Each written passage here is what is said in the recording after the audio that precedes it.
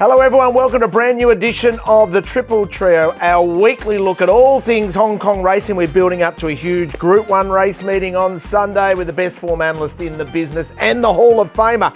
So we've got RS Dye and we've got Clint Hutchison. And Hutch, I love what you've done with the place. Yeah, how about the new set? I hope you like it.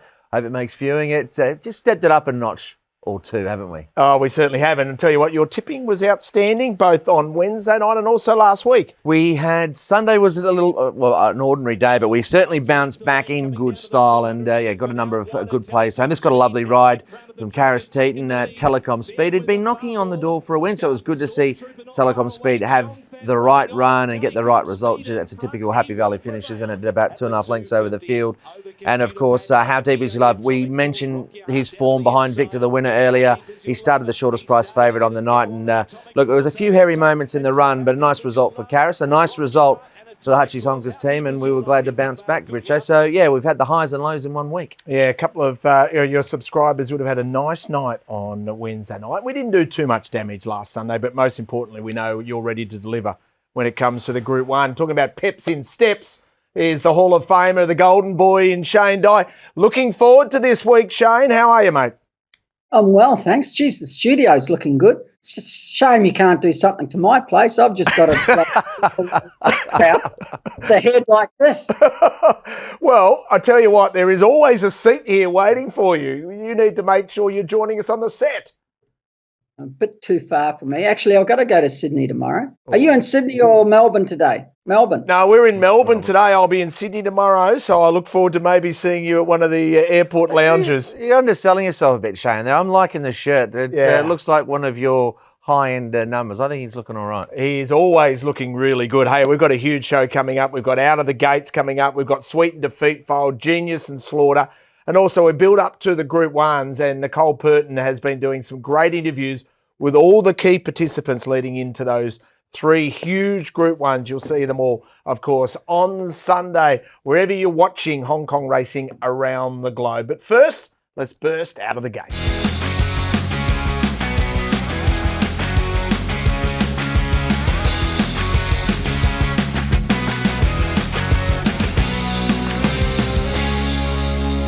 We burst out of the gates with Frankie Law with a recent treble going well. He is absolutely flying. He's took a little, the start of the season, I suppose, was okay for Frankie after winning the championship last season. What a performer from Youth Ordeal. It was a very easy watch. And Frankie, for those who don't know and who aren't based in Hong Kong, of course, was an understudy or an assistant trainer to John Size. And gee, I think, Shane, what you've got to say about Frankie Law is he's a lot like his master. His horses seem to hold their form or show that great progression that we see and we want, I think, as punters.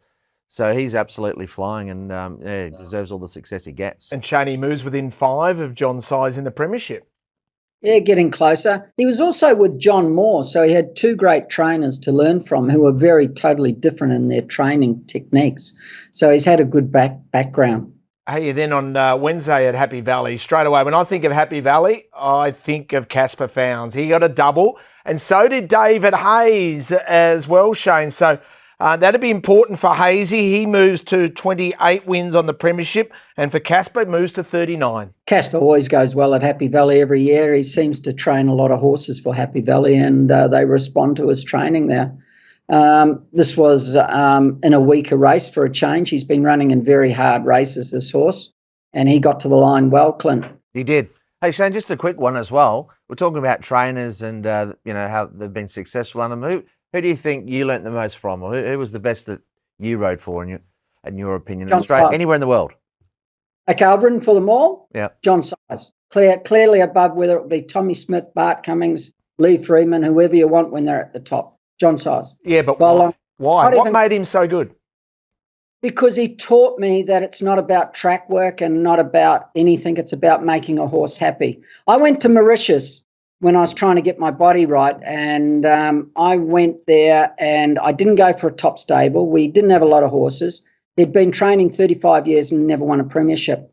That year we won the premiership, and he was leading trainer until he passed away about 2 years ago every year, more or less. I changed the whole operation of it and trained them more or less like John did. And he was very unique, and I learnt more from him than anyone. Be interesting to see how long John Size stays in Hong Kong and whether or not he would do what John Moore did and eventually through age have to end his tenure and come back to Australia. You think John would make a massive impact back in Australia straight away?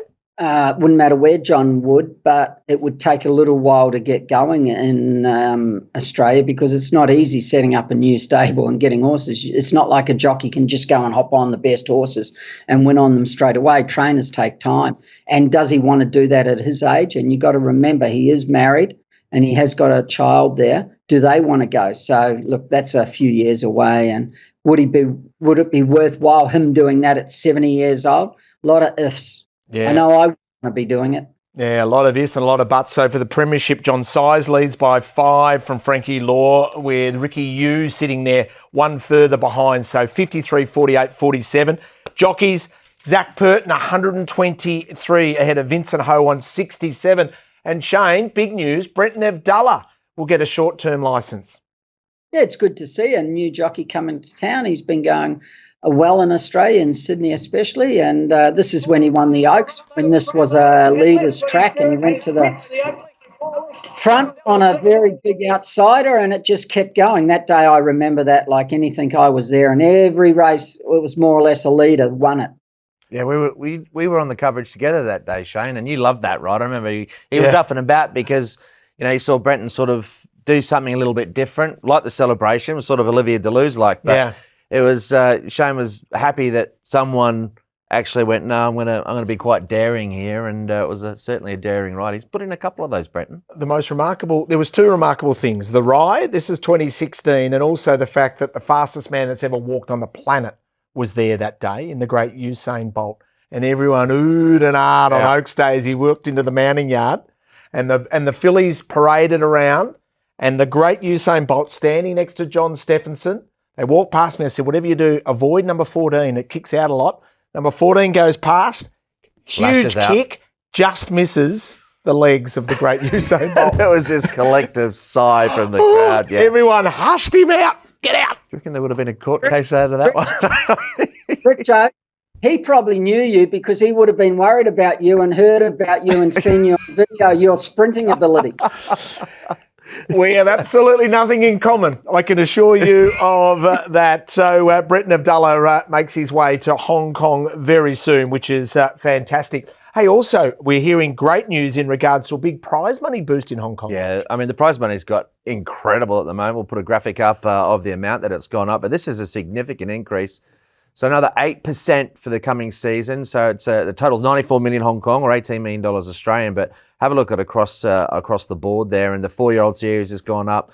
And then the general class system. So while the delivery or the cost per month has gone up in keeping a horse in work, it's something that the Jockey Club, Shane, always are very cognizant of, I think. And we've seen in Australia massive increases in recent years, and they don't want to be left behind. That's the bottom line. And there's the increase in prize money for Champions Day alone in 2024, Shane. So putting a lot of prize money into the big ones. The other thing too, Richo, which people in Australia wouldn't realise, if you buy a horse who's raced and take it to Hong Kong to race, they get bonuses. So the first win, I think it's gone up to $1.5 million now, Clint, from $1 million in Class 2. Yeah, is that correct? 250K Aussie as well. So you get a bonus if your horse manages to come and win. Okay, so that's any horse that you purchase from a jurisdiction outside of Hong Kong, you purchase it. First ever win, you get 250 large jumps in. 300,000. Well, it's gone to 1.5 in Class 2 races. So that's more or less nearly 300,000 Aussie they get. Different, bonus. Different if you need it, Golden Boy, like you. Hey, let's move into Sweet and Defeat. They're off, and Sugar missed the start by 4 lengths. Then Dublin Star, Sugar fast buck, smart leader. Oversubscribed, lunges at the post, missed. Sugar, that's a sweet win for Alfie Chad. Our black bookers here on the Triple Trio are called the Sweet in Defeat. The Sid File. Hutch, who jumps in? Yeah, there's quite a few actually from the midweek meeting at Happy Valley. I didn't find too many from Shah 10, but I thought there were a few good runs in defeat. Romantic Loud looked a little bit unlucky. I think just the way things unfolded on the point of the turn for Zach. He was tracking at the right point, didn't want to come right around them, and then he just got a little bit held up. So I thought he was a touch unlucky. thankfully, we managed to get a result in that race. But King Invincible was another one for Karis Teeton and Frankie Law's second career start. He'll be a lot improved from that, or much improved from that. And I think 1200, he's just a horse that's going to continue to do well. And I think Lightning Storm, just with the benefit of that run, he hadn't had a hard bit of pressure. And I'm bringing back the Money Muncher file as well, Rich. I'm bringing it back because there are a few. Now, this is one we backed, Madura Beauty. Yeah. Never again. No, we're done with him. I'm not sure what Shane thought of his run, but gee whiz, he trialled well, and I didn't see too many excuses. I think I've had enough of him, and he's had enough of me. Yeah, correct. Time Storm, this horse, I can't price him anywhere near what the market does week in, week out. And Shane, those two, Time Storm, he started in the market again and he did nothing again. So what are your thoughts on Madura Beauty? My Money Munchers more so than my Sweet Defeats. What do you reckon about those two? I thought Madura Beauty would go better. Its trial was very good, fresh, very disappointing. Does a lot wrong in races, but it had its chance the other day, although I must say it was a non-pace race and they couldn't make up ground. The first few on the turn were more or less the first few home. The other horse, he's just a place getter. He finally got a gate because he had been drawing wide, but he doesn't seem to win either. So I'm not disagreeing with you about Midori, but the other horse will find its right race one day and win a race probably. Well, we might show actually Invincible, King Invincible. King Invincible, I apologise. But this is a horse, Shane, that had trialled since his debut for Frankie Lloyd, closed off well. He got into an okay spot, but I just feel that, he's had 2 runs now over 1,000. The overall race, they've run some pretty good time, and he's closed off well again. He just doesn't seem to be handled the turn all that well. I wouldn't mind him at Chartin or 1,200 at the Valley, but I feel like he's headed in the right direction. I think he might be quite a nice prospect going forward. Yeah, he is. I don't want them to go forward on him. I seen him in a trial, and he trialled all right, but when they pushed him forward and he led, he was a bit weak. He's better off taking a sit, that horse, and 1,200 metres, he'll be right looking at it. His 2 runs have been good. He's hit the line nicely from back, and he'll be a bit stronger now, and going to 1,200 will help him, and I'm not disagreeing with you, Clint. And I hope he listens to me, not like Tony Cruz. You were winding me up during the week, Shane, that Tony took a lot of notice of me with my recommendation for California Deeply to go to 1,200. What happened there? Well, he ran him in 1,000 again, didn't he? They take no notice. No notice. I'll tell you who takes notice. The jockeys take notice when Shane Dye goes for the Genius or Slaughter. So for all the Hong Kong jocks, sit up. The master's in the house. They sweep for home now. Beander Cross has come very wide. Beander Cross answering the urgings of Shane Dye. Mannerism coming at him. Mannerism has got it. Daring tactics by Shane Dye. He's got Octagonal in full flight on the corner. Bold tactics by Shane Dye are going to pay off, and he pinches the Chipping Norton. A segment you all love at home, Genius or Slaughter, with the Hall of Fame jockey, the Golden Boy, Billy the Kid. Shane Dye casts his eye over all the rides in Hong Kong. And Shane, let's start in a positive note. Who was the genius? This just stood out a mile to me watching the race. This is Zach on War Weapon, a horse who's had, 22 starts and never won. He was finally going to a mile for the first time, which helped him. But geez, he gave this a good ride. He got him into a nice spot. He gets back naturally. And he's just so relaxed, and he's given him a chance. He's better off ridden back, this horse. But if you watch at the half mile, he decides not to go round them. Now, 9 out of 10 jockeys would have gone round them for sure, and he had an opportunity, but he saved him, and he didn't make a long run on him. He only made a 400 to 300 metre sprint, which all horses can do. Watch him here. He's got him balanced. He comes out. He hasn't got him off balance at any time, and this horse only has to quicken up, 250 metres.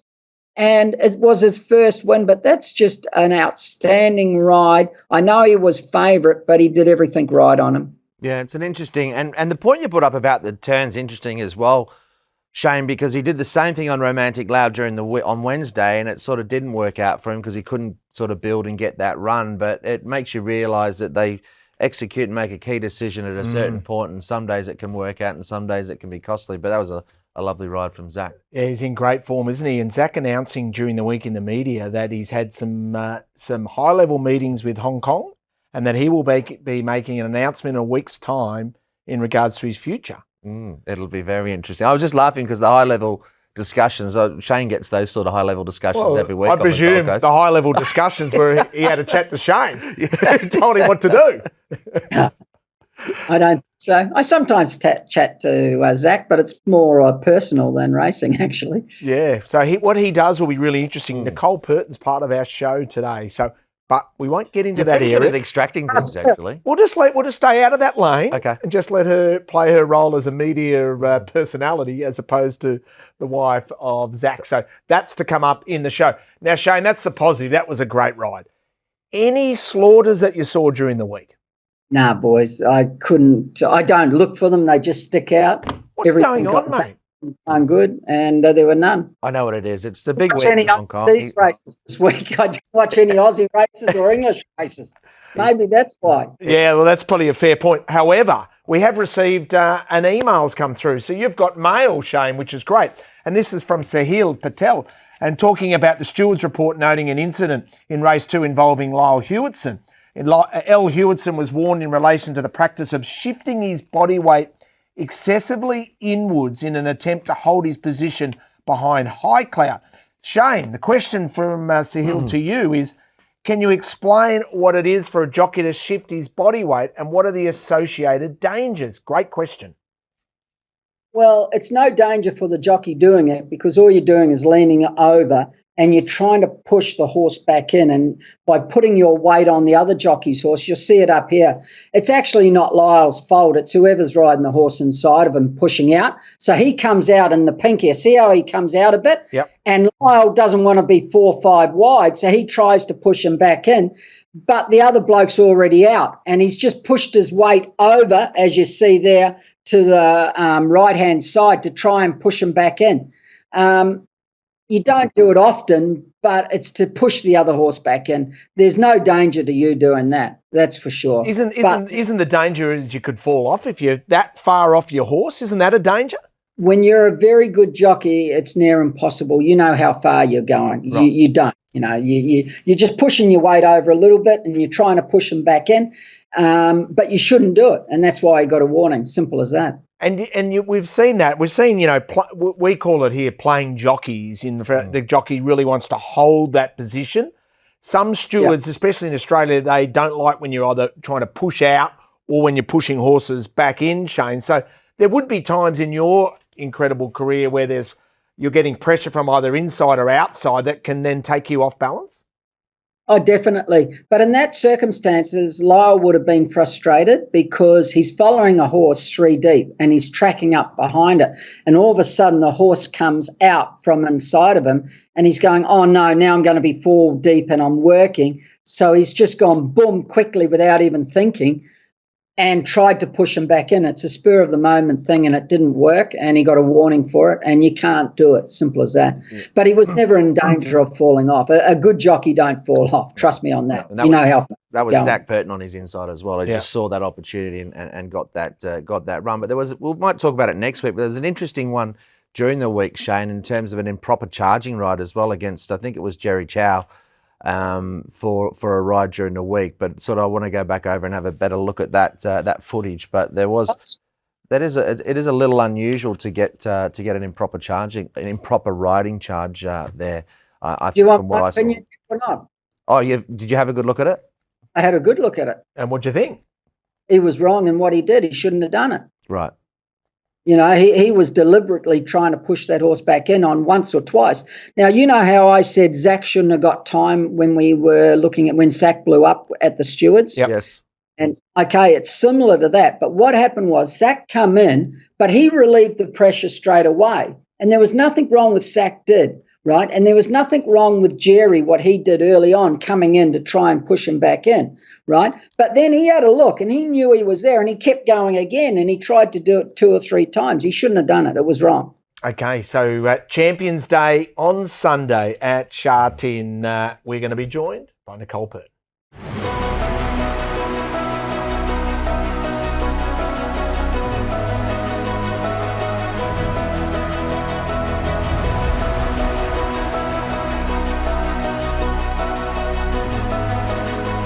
It's Champions Day on Sunday at Sha-Tin, and the triple trio become the four musketeers because we go to Hong Kong now. Nicole Purton joins us.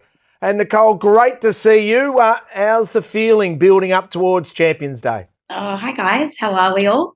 It's been an exciting week actually. I've been down at the track quite a bit. It's a lot of press here, a lot of overseas visitors, and I think everyone's just excited to get the day underway. We've actually got the gala tonight, so that'll be fun.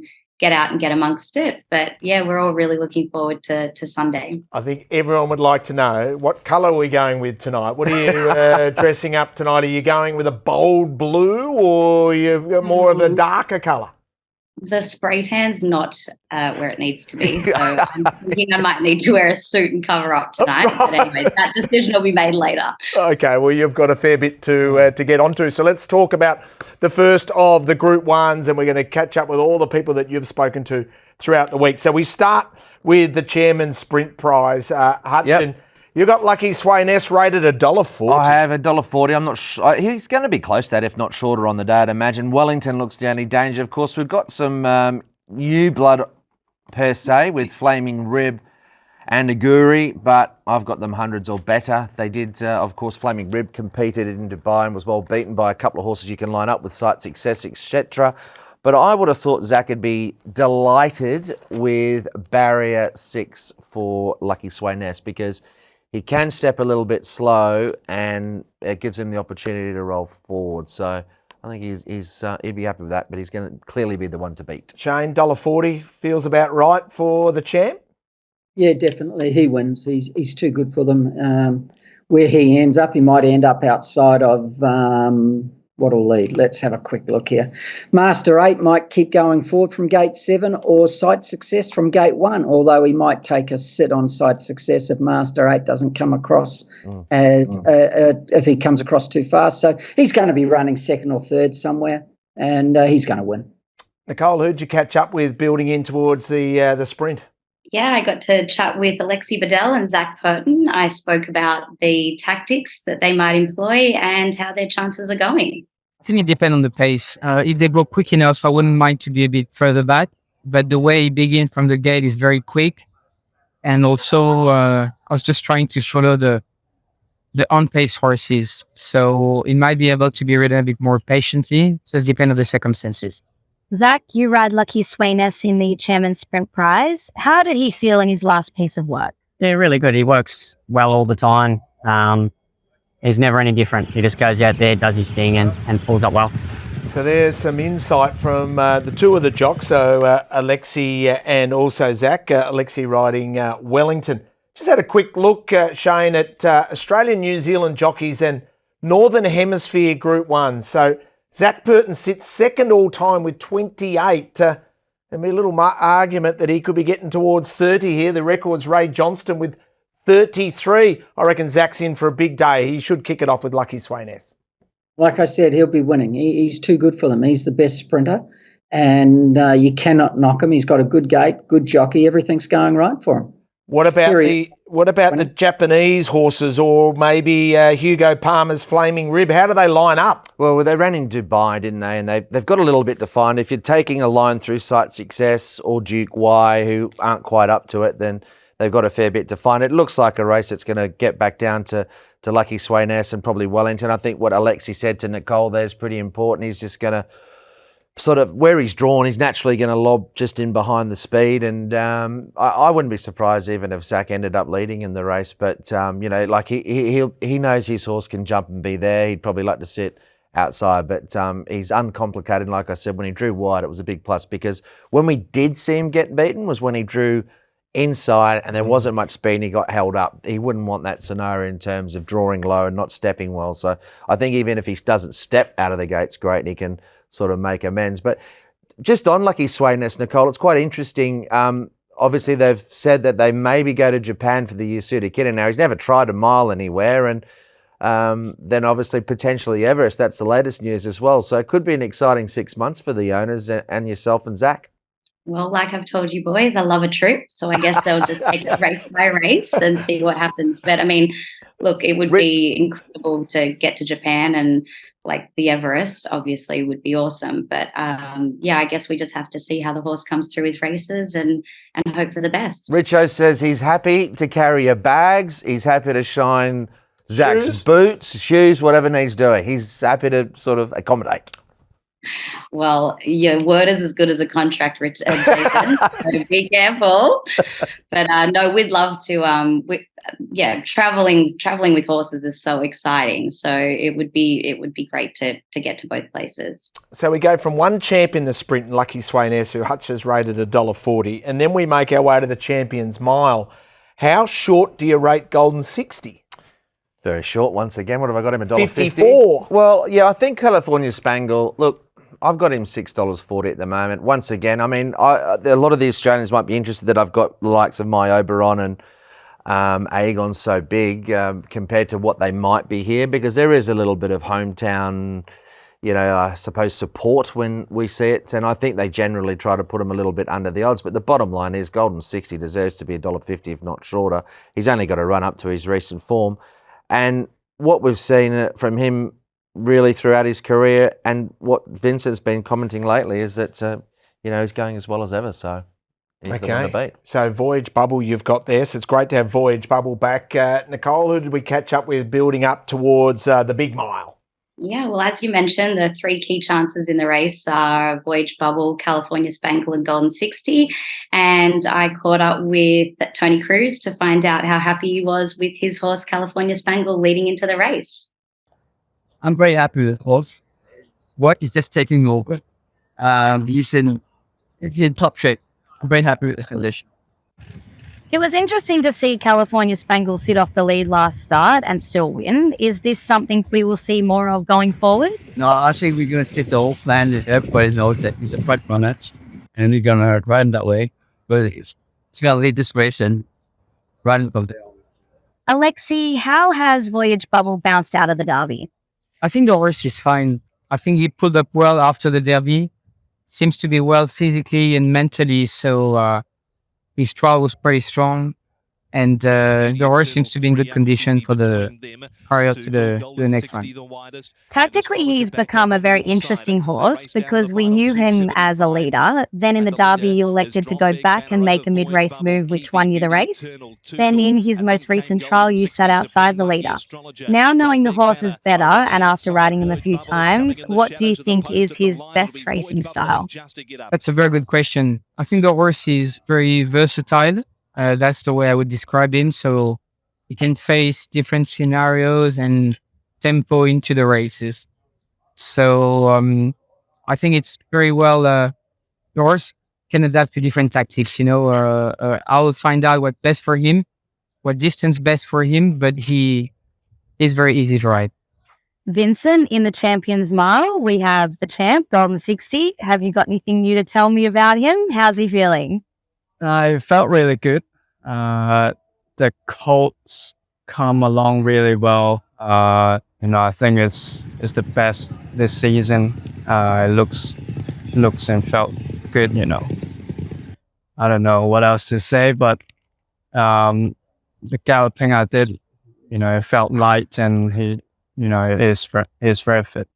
Okay, some great insight there. So, Shane, let's have a look. Voyage Bubble, the Derby champ, having a crack up against the big boy in Golden 60. How do you line both of them up for starters? He's going really well, Voyage Bubble. His trial was very good, and how can you knock his Derby win? He's not in the same class as the other horse. We know that. Here they are here. Here's Voyage Bubble outside. And then back a bit, you've got Golden 60. Now, Golden 60 never wins a trial. He just goes around and he just has an easy trial and he's happy. And there was nothing wrong with either one of those horses, Clint, at the trials. No, I mean, if you get a chance, go to the Jockey Club website and have a look at that trial, because All Bar Astrology runs last. All of those horses compete on the weekend. Now, we've got to talk about My Oberon. This is obviously the Doncaster run.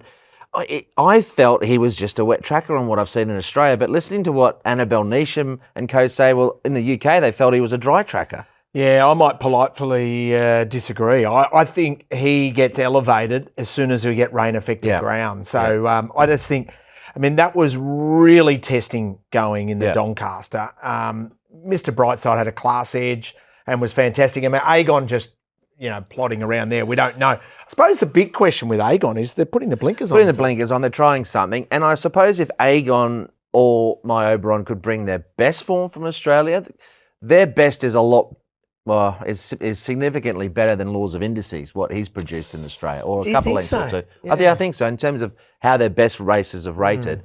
So that could be, I think, somewhat encouraging, but I don't see either one of them really testing material for Golden 60. I think Voyage Bubble might be the one. Yeah, he's you're looking for well. one at a big price. But I mean, Shane, I don't know how you assess the internationals, the Australians and the New Zealanders coming across. I actually think we're disrespecting Laws of Indices. I think he's a Group 1 winner in Europe. I think he's a really good horse. So I think he's better than My Oberon. How did you view it? They're not as good as Golden 60 and California Spangle. I know that. Needs a lot of rain for the other horse, My Oberon. I think Vincent's got a very big decision in this race to make. He's got an awkward gate. It's not that simple when I've gone through this. I haven't put a lot of work, but just looking at it at a glance, does he go forward? Does he go back? California are going to go, and it's a matter of what D'Souza, I think, is riding Healthy Happy, what he does on him from gate one. If he wants to take him on and lead, he will. He's got as much pace, but Zach, he'll only know one thing. So it's a very interesting race. Now, if Healthy Happy doesn't lead, there's no way Voyage Bubble's going to lead. They'll take a sit for sure in this. And Zach comes across and leads, and Vincent gets caught 3 deep somewhere, facing the breeze, back a bit. It's interesting. California Spangle actually gets his chance in this race to beat the other horse if it goes well for him. I think Golden 60 wins, and I've always thought that the other horse had no hope of beating him. But the way this race sets up is going to help California Spangle more than Golden 60 on the weekend. Nicole, I don't want you to break confidence, but is Zach confident he might be able to upset the champ here? Oh, look, you've got to be in it to win it, right? And as much as I want Zach to win, and I'm sure, he's out there to win too, it is hard to go past Golden 60. So I guess we'll just have to see how the race unfolds and may the best man win. Hey, Nicole, was there? You've obviously spent a lot of time at Track Week this week. Was there a horse that sort of really caught the eye? Is there one that stood out in any of the 3 feature races? Look, I'm really biased to California Spangle. He's such a striking horse. He's, a bit of a playboy when he walks around. He's got a real strut. And I saw him yesterday, I think it was. He looked great. The Japanese horses, moving on to the QE2, they all looked outstanding. Prognosis in particular, he's a beautiful horse. He got quite close to me during his work, and I actually commented to Zach, what a stunner he was. So yeah, they're all out there looking good, but I have to say those 2 look the best to me. Okay, so Zach Purton rides Prognosis in the QE2 Cup. What a race this is going to be. Romantic Warrior, the Hong Kong champ, who was the Derby winner last year, up against Dubai Honor, and you've got a big gap between the 2 of them. Yeah. The way that I'm reading this race, and the key about this race is where do we think Romantic Warrior is? I've marked him in between his Derby win of last year, which was one of his better rated performances, and his win in December, which rated off the chart. So I'm thinking he's bringing that game on the way that he's trialled. And if he does, he deserves to be that price, and he'll be very hard to beat. Dubai Honor's got to find a length or 2 overall, a couple of lengths at least on his best.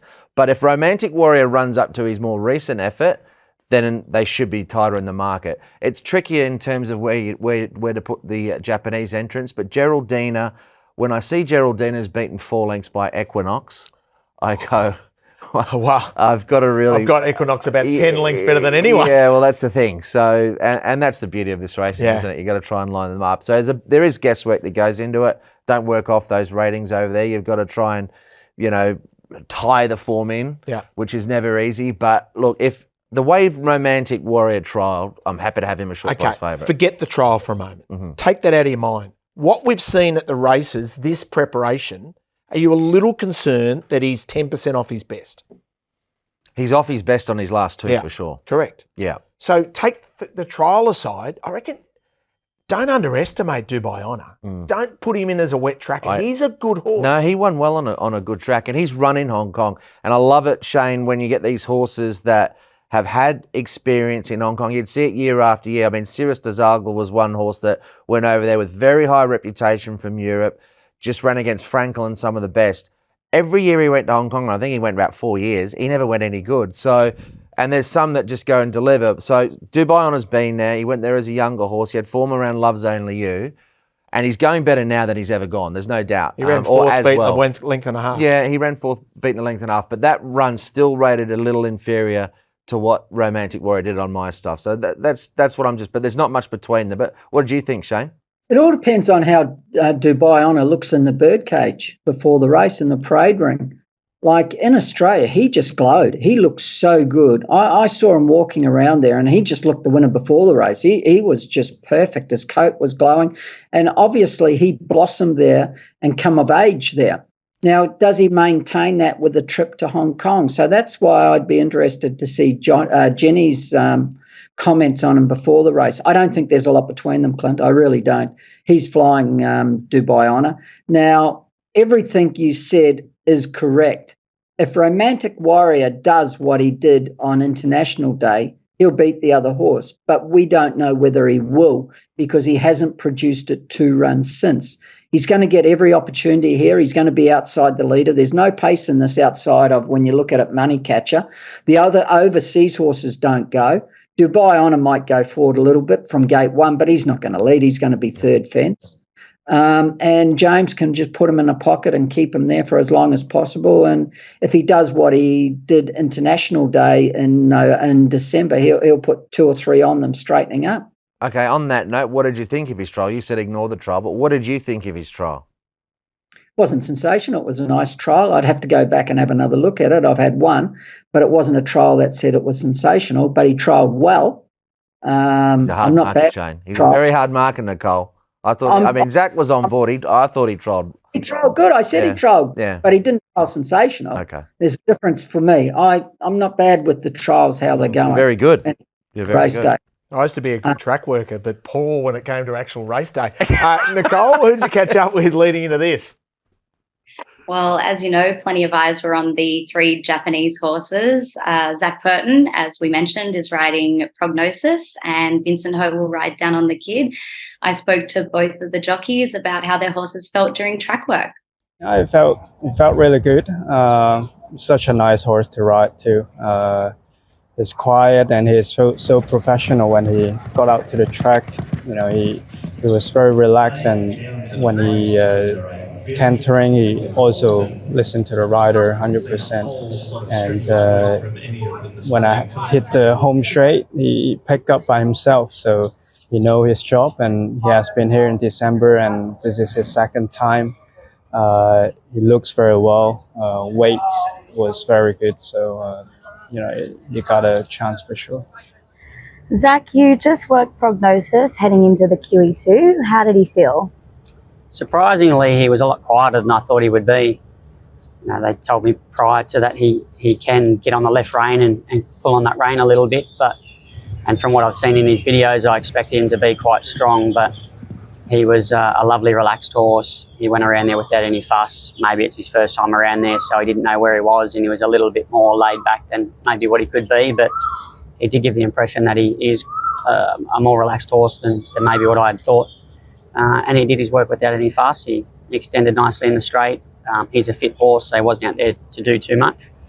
He pulled up well. He's very clean in the wind, so I think he's in good form.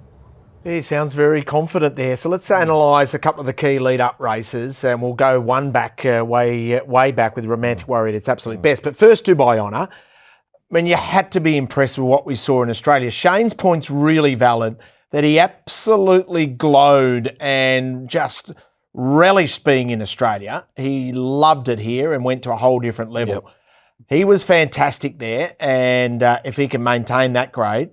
But this was Romantic Warrior at his absolute best when J-Mac rode. Yeah, and we've seen Down on the Kid come out and run 3rd in a Group 1 level, of course, in Japan. When you're talking about pace, Shane, I think Down on the Kid, he's the one that could go forward, but that gives J-Mac the opportunity to potentially be either outside leader if Dan on the Kid doesn't go forward, because Dan on the Kid did go forward on that occasion, or sit 1-1.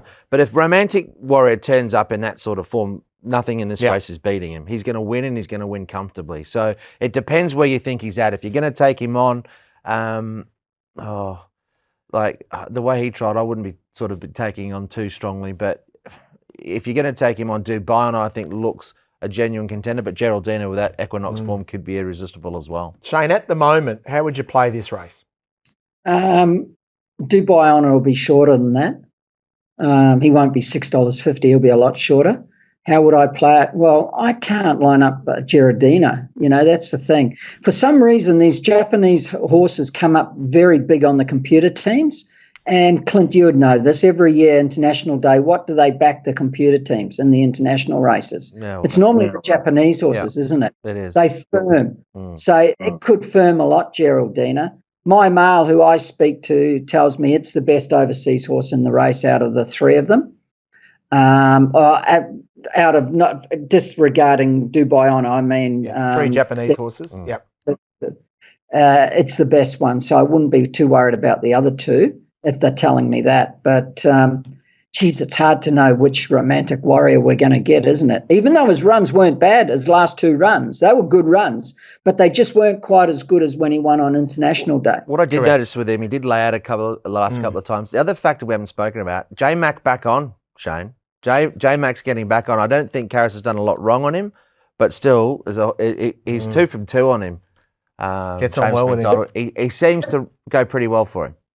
This is probably an easier race than last time, Clint, when Golden 60 beat him, because Golden 60's not here today. Now, if Golden 60's in the race, what do you say? Well, you go with Golden 60 marginally, but the way that he trialled and with J-Mac on the way it sets up here for him, in this, if Golden 60 was in this field, you'd have to say he would start favourite, but I don't think there'd be much between them. Gee, you're putting a lot of emphasis on this trial. He'd want to have been twisting his mo all the way down the straight. Hey, Nick, you've done a superb job, mate, considering you're a little under the weather with the throat and the cough.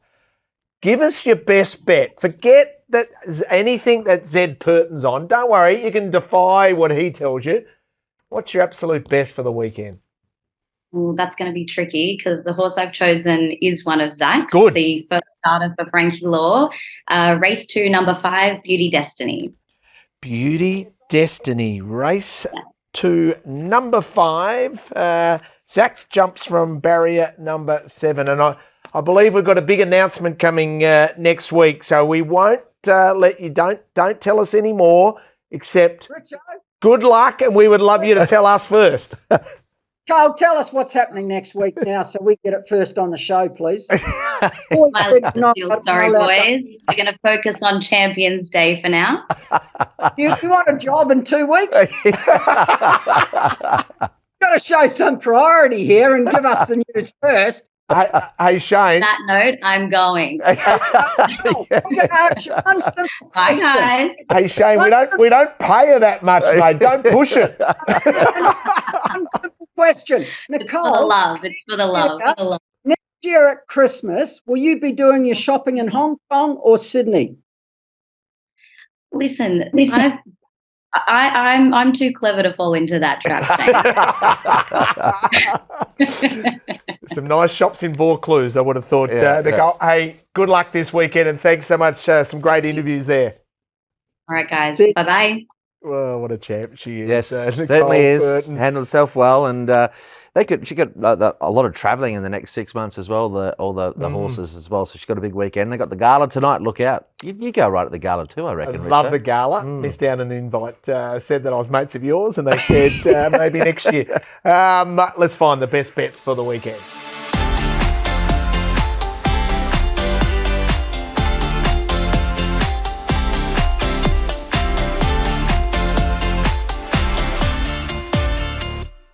Champions Day, Sunday at Sha Tin, mouth-watering. We've already looked at all the Group 1s. Let's take our way back to race number 3 here, Hutch.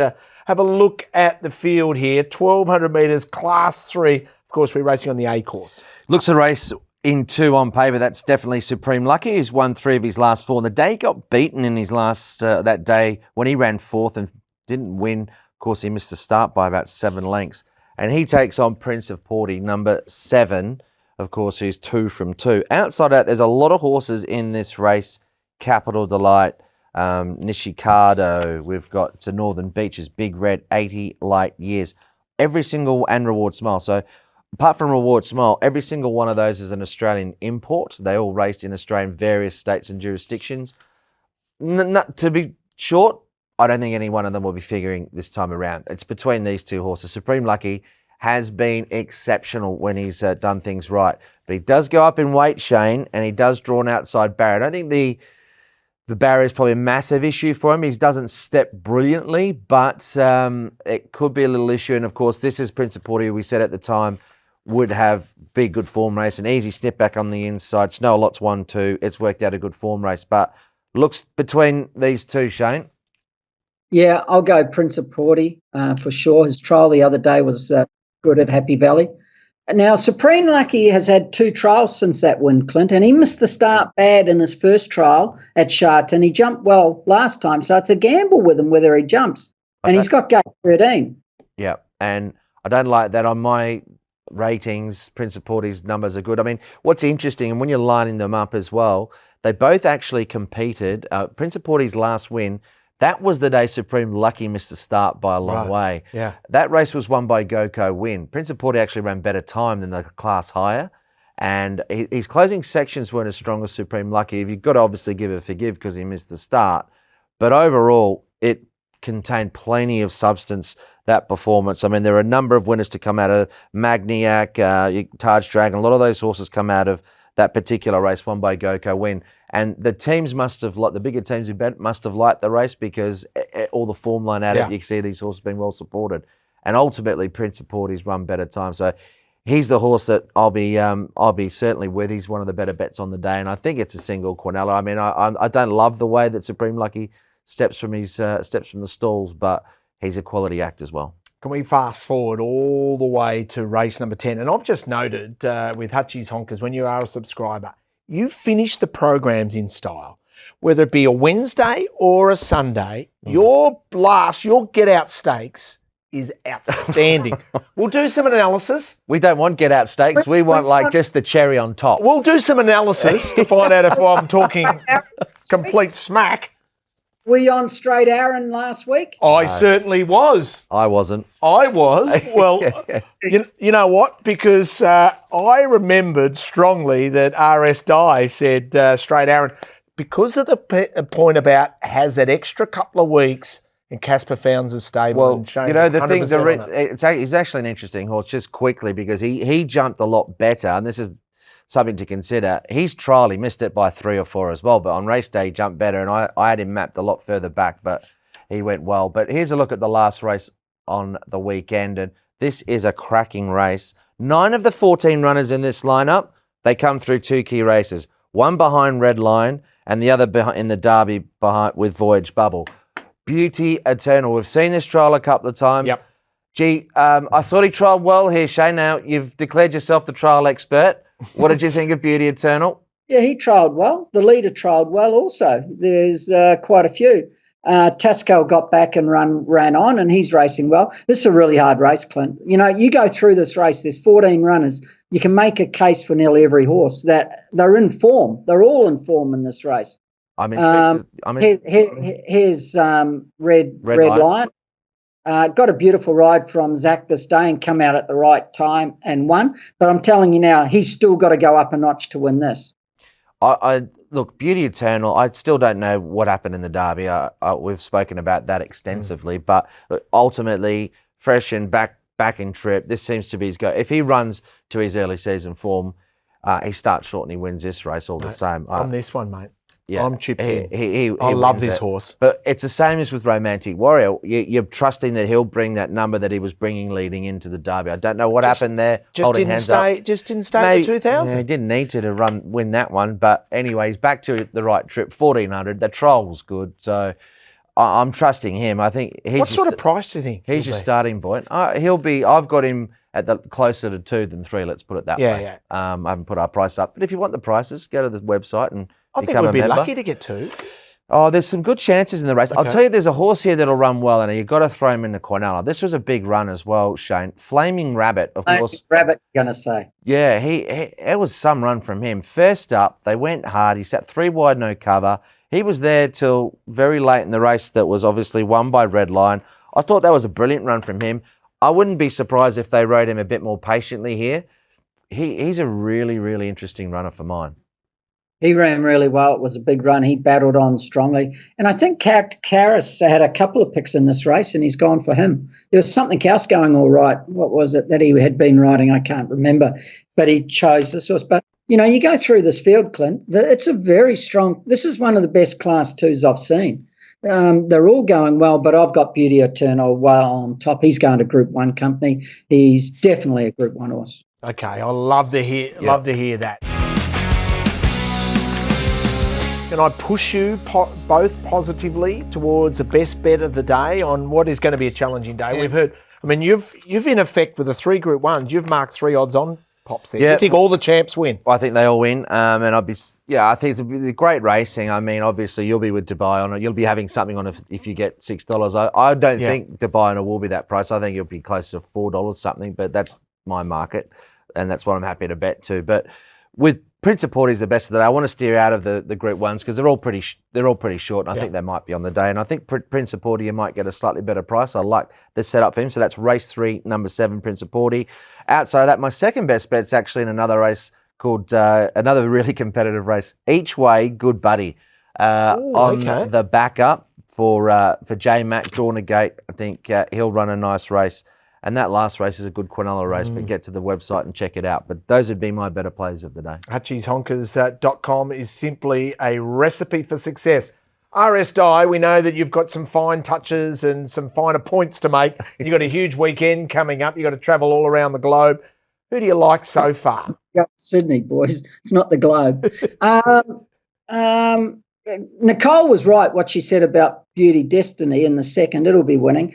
On its 2 trials in Australia, it's a group horse for sure, and it's in a Class 4 here, and its trials in Hong Kong have been very good. It'll go straight forward, and it could even lead, actually, looking at this. It'll be up there anyway. It'll either lead or be second or third. It should be winning. Why don't we go, I don't know. There's about 7 horses that are going to, in this meeting, that are going to be odds on, or 6 anyway, and they all look like winning. But why don't we go 1, 2, 3, 4, 5, 6? Yeah, there'll be 6 odds on chances at this meeting. Yeah. Why don't we go Ching again? He keeps winning. Go Ching.